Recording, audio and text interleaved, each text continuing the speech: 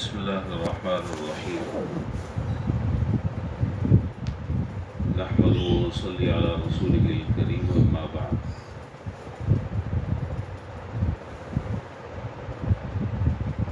حضرت ابو ربعی حنظلہ بن ربیع الاسیدی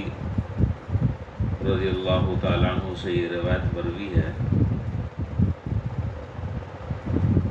حضرت ابو ربیع حنظلہ بن ربیع الاسیدی یہ جناب نبی کریم صلی اللہ علیہ وسلم کے کاتبوں میں سے ایک کاتب تھے۔ جب آپ پر وحی آتی تھی تو کچھ حضرات مقرر تھے جو لکھا کرتے تھے، جو کاتبین وحی کہلاتے تھے۔ ان میں سے ان کی بڑی عجیب و غریب ڈیوٹی تھی۔ ان کی ڈیوٹی یہ تھی کہ جو اصل کاتب ہیں ان میں سے اگر کوئی موجود نہ ہو تو پھر یہ لکھتے تھے، اور جب تک کہ دوسرے حضرات موجود ہوتے تو ان کو چھٹی ہوتی۔ تو وجہ اس تعارف کی ہے کہ حضرت ابو ربیع حنظلہ بن ربیع اس نام کے اور بھی کئی سارے صحابی ہیں۔ یہ روایت جن سے منقول ہے تو یہ وہ ہیں جو حضور صلی اللہ علیہ وسلم کے کاتبوں میں سے ایک کاتب ہیں، ان سے یہ روایت ہے۔ فرماتے ہیں کہ جناب نبی کریم صلی اللہ علیہ وسلم کی خدمت میں ایک مرتبہ ہم گئے تو اس سے پہلے اتفاق سے ایک عجیب و غریب واقعہ پیش آیا۔ واقعہ یہ پیش آیا، کہتے ہیں کہ ایک دن میرے راستے میں ابوبکر صدیق رضی اللہ تعالیٰ عنہ سے میری ملاقات ہوئی، تو انہوں نے مجھ سے پوچھا کہ ہاں بھائی حنظلہ کیا حال ہے؟ میں نے کہا کہ نافق حنظلہ، اپنے بارے میں کہا نافق حنظلہ، حنظلہ تو منافق ہو گیا۔ انہوں نے حیران ہو کر کہا کہ سبحان اللہ، یہ جملہ بطور تعجب کے کہا جاتا ہے، سبحان اللہ یہ تم کیا کہہ رہے ہو؟ میں نے کہا کہ بات اصل میں یہ کہ جس وقت ہم جناب نبی کریم صلی اللہ علیہ وسلم کی خدمت میں ہوتے ہیں اور آپ ہمیں جنت اور جنت میں لے جانے والے اعمال اور افعال کے بارے میں بتاتے ہیں، اور جہنم میں لے جانے والے اعمال سے متعلق جب آپ ہمارے سامنے باتیں کرتے ہیں تو ہم پر دنیا اور مافیہا سے بے خبری اور خوف اور امید کی وہ ایسی دوگنا کیفیت ہوتی ہے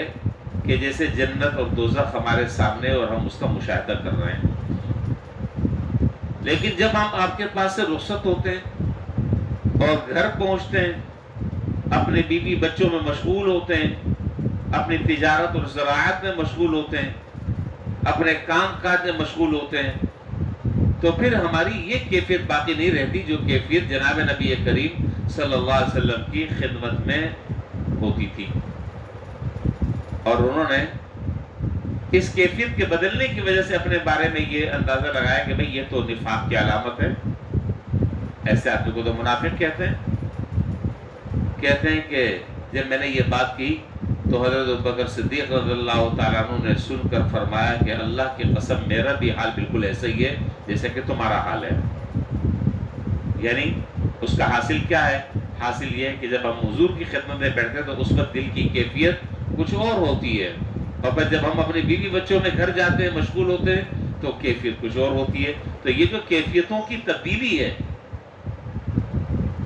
یہی اسی کو تو نفاق کہتے ہیں کہ آدمی ایک حالت پہ نہ رہے۔ کہتے ہیں کہ چلو جناب نبی کریم صلی اللہ علیہ وسلم کی خدمت میں، چنانچہ فرماتے کہ ہم آپ کے پاس گئے، آپ کے سامنے ساری باتیں بتائیں۔ یہ سن کر جناب نبی کریم صلی اللہ علیہ وسلم نے فرمایا کہ والذی نفسی بیدی، اس ذات کی قسم کے جس کے قبضے میں میری جان ہے، لو تدومون علی ما تکونون عندی لصافحتکم الملائکہ علی فرشکم وعلی طرقکم ولیکن یا حنظلہ ساعتاً وساعتاً۔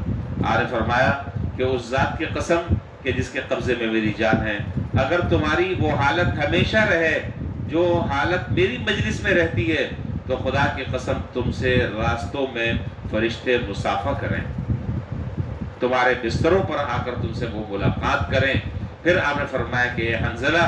ساعتن بساعتن، یہ تو وقت کی بات ہوتی ہے، کبھی آپ کو بھی اندازہ ہوگا، کبھی انسان کے دل میں ایک عجیب و غریب عبادت کرتے ہوئے رقت پیدا ہوتی ہے، دعا کرتے ہوئے رقت پیدا ہوتی ہے، آدمی کے آنسو نکل جاتے ہیں غیر اختیاری طور پر، اور کبھی آدمی جو ہے وہ لاکھ چاہتا ہے کہ آنسو نکلے، آنسو نکلتے ہی نہیں۔ تو یہ تو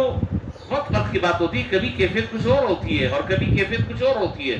اگر وہی کیفیت ہمیشہ تمہاری رہے جو کیفیت جناب نبی کریم صلی اللہ علیہ وسلم کی مجلس میں رہتی تھی، تو فرشتے تم سے راستوں میں کھڑے ہو کر مصافحہ کریں، لیکن ایسا نہیں ہو سکتا۔ ایسا اس لیے نہیں ہو سکتا کہ ظاہر ہے کہ تم انسان ہو، تمہارے ذمہ اللہ تعالیٰ نے بہت سارے لوگوں کے حقوق اور فرائض عائد کیے ہیں، بیوی بچوں کے حقوق ہیں، تجارت ہے، ملازمت ہے، زراعت ہے، دیگر پیشے ہیں وہ اختیار کرنے، تو ظاہر ہے کہ وہ حالت ہمیشہ کیسے باقی رہے گی، اس لیے گھبرانے کی بات نہیں۔ ایک بات تو یہ، اور دوسری اور آخری بات اس حدیث سے جو ہمیں سبق مل رہا ہے وہ بہت اہم ہے۔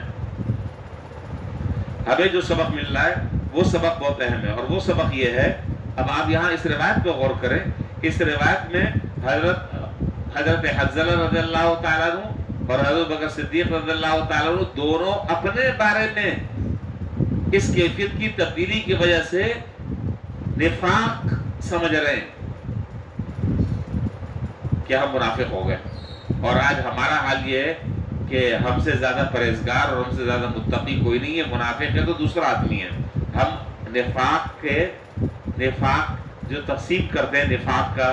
کارڈ وہ ہم دوسروں کو دیتے ہیں، نفاق کا پرچہ دوسروں کو دیتے ہیں، وہ بھی منافق، وہ بھی منافق، وہ بھی منافق، وہ بھی منافق۔ اور حضرات صحابہ کا کیا ہے، وہ دوسروں کے بارے میں زبان جو روکتے ہیں اور اپنے بارے میں ان کو فکر ہے کہ کہیں خدا نخواستہ ہم منافق تو نہیں ہو گئے، ہماری حالت یہ تبدیل ہے۔ تو اس سے معلوم یہ ہوا کہ آدمی کو دوسروں کی اصلاح سے پہلے اپنی اصلاح کی فکر کرنی چاہیے، اپنی بدعمالیوں کی فکر کرنی چاہیے، اور جن جرائم میں اور جن باطنی امراض اور بیماریوں میں وہ مبتلا ہے اس کا کسی مستند آدمی سے علاج کرنا چاہیے۔ دوسروں کا مسئلہ تو بات کا ہے، سب سے پہلے اپنے آپ کو سدھارو،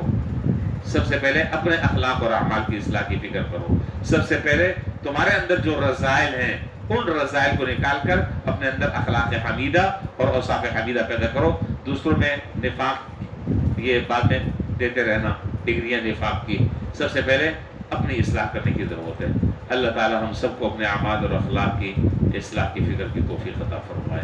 وآخر دعوانا